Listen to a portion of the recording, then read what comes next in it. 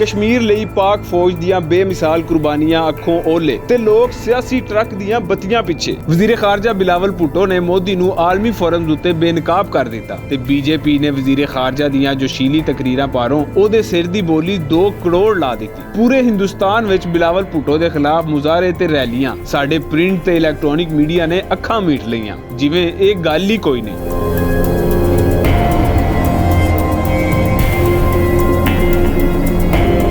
ਕਸ਼ਮੀਰੀਆਂ ਦੇ ਹੱਕਾਂ ਲਈ 1948 ਤੋਂ ਲੈ ਕੇ ਹੁਣ ਤਾਈਂ ਪਾਕ ਫੌਜ ਨੇ ਬੇਮਿਸਾਲ ਕੁਰਬਾਨੀਆਂ ਦਿੱਤੀਆਂ ਤੇ ਦੇ ਰਹੀ ਹੈ। ਇਸ ਦੇ ਬਦਲੇ ਵਿੱਚ ਹਿੰਦੁਸਤਾਨ ਕਦੀ ਪਾਕਿਸਤਾਨ ਅੰਦਰ ਅੱਤਗਰਦੀ ਵਿੱਚ ਮੁਲਵਸ ਹੁੰਦਾ ਹੈ ਤੇ ਕਦੀ ਬਲੋਚਿਸਤਾਨ ਕਾਰਡ ਖੇਡਣ ਦੇ ਚੱਕਰ ਵਿੱਚ ਹੁੰਦਾ ਹੈ। ਕਸ਼ਮੀਰ ਕਾਸ ਤੇ ਪਾਕਿਸਤਾਨੀ ਮੌਕਫ ਨੂੰ ਬਿਆਨਣ ਲਈ ਵਜ਼ੀਰ ਖਾਰਜਾ ਥਾਂ ਥਾਈਂ ਆਲਮੀ ਫੋਰਮ ਨੂੰ ਵਰਤ ਰਹੇ ਨੇ।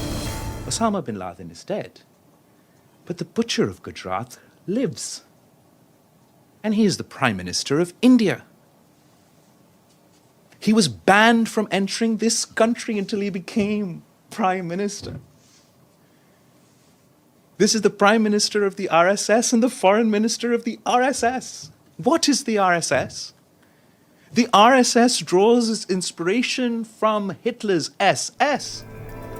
ਦੂਜੇ ਬੰਨੇ ਮੁਲਕ ਵਿੱਚ ਹਾਲਾਤ ਇਹ ਨੇ ਕਿ ਸਾਡੀਆਂ ਸਿਆਸੀ ਜਮਾਤਾਂ ਆਪਣੀ ਸਿਆਸੀ ਪੜਤੋਲ ਪਾਰੋਂ ਇਸ ਮਸਲੇ ਉੱਤੇ ਮਿੱਟੀ ਘਾਟਾ ਪਾ ਰਹੀਆਂ ਨੇ। ਮਹਿੰਗਾਈ, ਭੁੱਖ, ਬੇਰੋਜ਼ਗਾਰੀ ਤੇ ਨਾਇਨਸਾਫੀ ਦਾ ਸ਼ਿਕਾਰ ਆਵਾਮ ਨੂੰ ਰਾਹੋਂ ਕੁਰਾਏ ਪਾਉਣ ਵਿੱਚ ਮਸਰੂਫ ਨੇ, ਜਦਕਿ ਪ੍ਰਿੰਟ ਤੇ ਇਲੈਕਟ੍ਰੋਨਿਕ ਮੀਡੀਆ ਇਸ ਮਾਮਲੇ ਤੋਂ ਅੱਖ ਚੁਰਾ ਕੇ ਕੌਮ ਨੂੰ ਨਾਨ-ਇਸ਼ੂਜ਼ ਵਿੱਚ ਉਲਝਾ ਰਿਹਾ ਹੈ।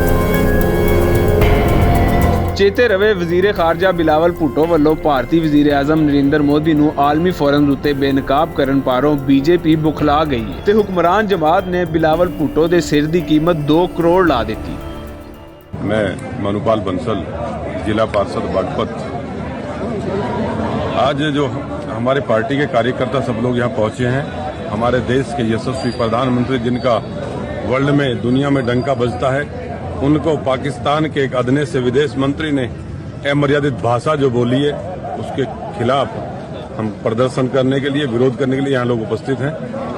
और मैं व्यक्तिगत अपनी तरफ से मैंने बोला यहाँ उपस्थित होकर कि यदि यहाँ से कोई गतिविधियाँ जाती है तो वो लोग इनाम बोलते हैं।